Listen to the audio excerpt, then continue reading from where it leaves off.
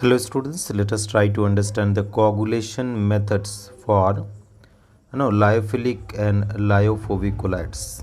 Okay, for whether the lyophilic colloid is there or lyophobic colloid is there. Lyophilic colloid means stable colloid and lyophobic colloids are unstable colloid. For both that type of colloid, we are going to understand how the coagulation is going to take place. The precipitation of colloidal particles by adding a suitable electrolyte is called coagulation or flocculation. Okay, so sometimes student get confused, that is what is flocculation and what is coagulation. That is, you always keep in mind, student, that is the formation of precipitation or the precipitation of colloidal particle by adding suitable electrolyte is called colloidal coagulation or flocculation. Student, that is, if colloids, if you talk about the colloids, student, they are charged. Okay, they are they are what, student? They are the charged particle.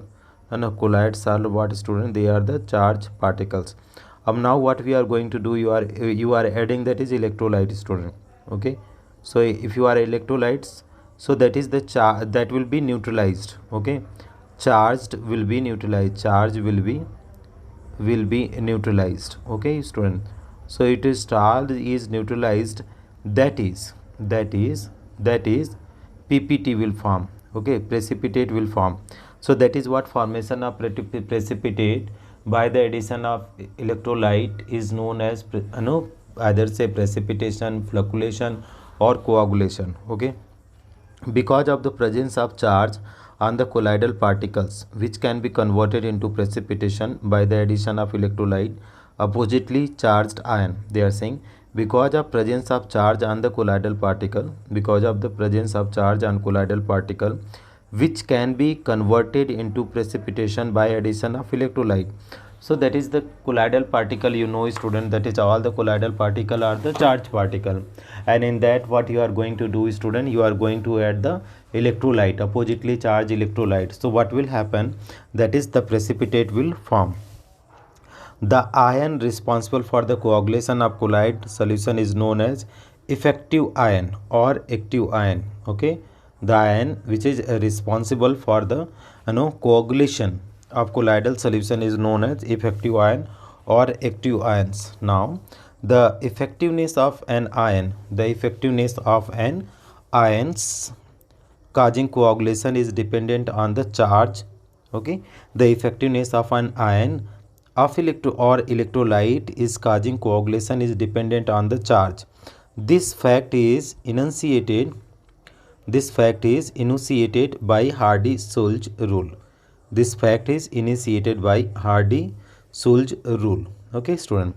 So coagulation of lyophobic sol, that following are some general method used for the coagulation. Okay, so what sol you are going to understand, student? Lyophobic sol.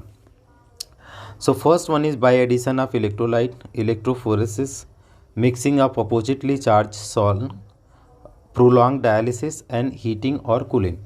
So if you are adding the electrolyte, student, oppositely charged electrolyte, so that will be the colloid will be colloid will undergoes, that is neutralization. So charge will vanish. As a result, it will form the precipitate.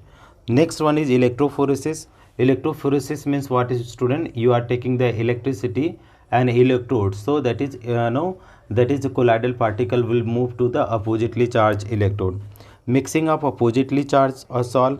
So if you are mixing oppositely charged sol, student, so what will happen, that is the oppositely charged particle collides and other oppositely charged will form, that is neutralization. Okay, precipitate will form. Prolonged dialysis, student, if you are doing the prolonged dialysis, so all the electrolyte will be out. So only only the colloids will be lefting out, and what will happen, student, due to dialysis the charge will be neutralized and that will become the settle down. Heating also, if you are heating, the colloidal particle will go much bombardment on the wall and each other, so that the charge will also disappear. So these are the reason. Now mutual coagulation, next point is what is there, student? Mutual coagulation.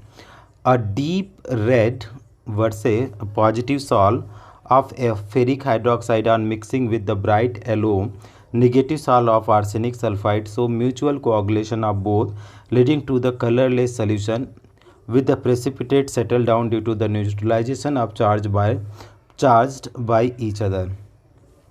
One of the ion furnished by the electrolyte carrying charge oppositely to that of salt particle is responsible for the coagulation of the salt is known as effective ion or counter ion. Next one is coagulation power. Okay, coagulation power. The greater is the valency of the counter ion, the greater will be coagulation power. For example, in coagulating a negatively charged salt, example As2S3 salt, the order of efficiency of the coagulation ion will be titanium 4 plus, Fe3 plus, Ca2 plus and Na plus. Similarly, for positively charged salt, say ferric hydroxide salt, the order will be what? That is the FeCN6 4 minus, FeCN6 3 minus, SO4 2 minus and Cl minus. So this is what the coagulation power of the electrolyte or the salt. Thank you so much for watching, dear students.